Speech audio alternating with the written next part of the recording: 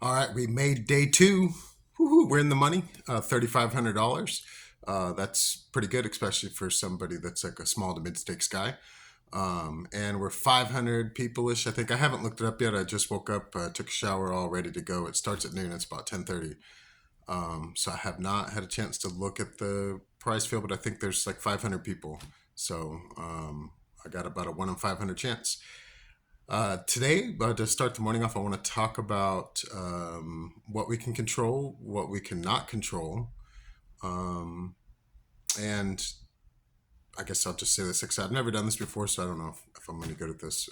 I'm pretty sure I'm bad at it in the beginning, like everything you do in life.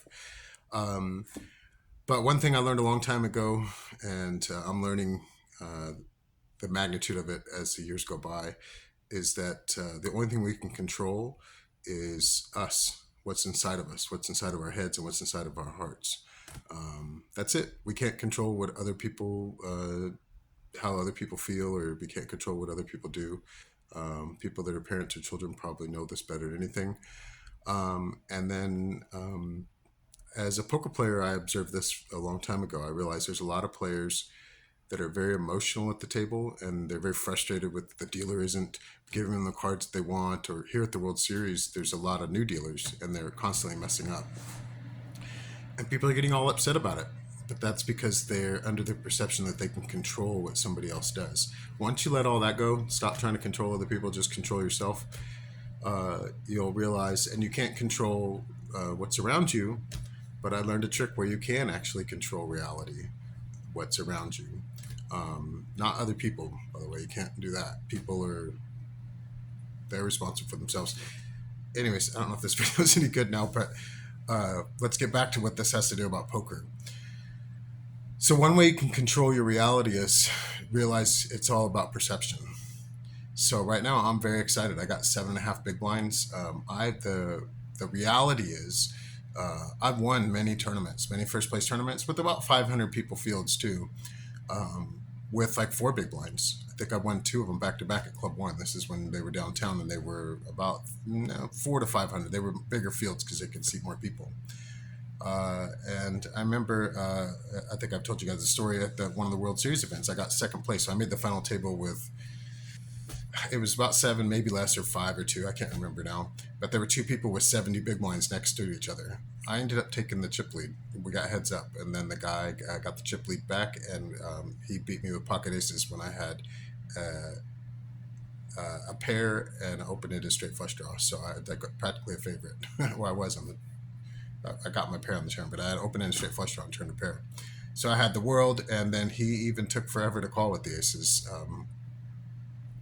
But anyways, I guess it's not that bad. Yeah. So I want to wrap this up. The magnitude of even somebody that's a pretty good poker player, the magnitude of perception, we can only see what we can see. We don't even realize what we don't see. So the very first year I played the main event, I made day two. And the night, I'll tell the story some other time, but I got King's Crack by King Queen. Um, but that next day, or whenever my day two was, I had about 25 big blinds to start the day. And I was scared. I was like, oh my God, I only have 25 big blinds. What am I going to do? Everybody else has so many chips. Um, and I'd already won a bunch of tournaments back then. I'd already been playing for a couple decades or whatever. I've been playing a while. Um, and it's funny because I just I didn't even know, and I went out probably like 4 or 5 hands later, a couple orbits. I had pocket jacks against Andy Black. He flopped a full house. It was 776. And same thing, I didn't know, and I also didn't have I didn't study as much. I didn't have the skills I have now.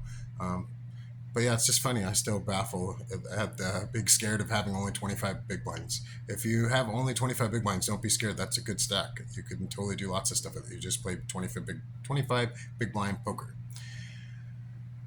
Okay, I know that video wasn't one of my best, but to wrap it all up or to cap it off, so we have to control our reality by adjusting our perception. So if you find yourself in a difficult spot in life, uh, one thing you can try doing is just try looking at it from like almost the opposite point of view. Like if something's, think about what you can be grateful for. That might help change your perception.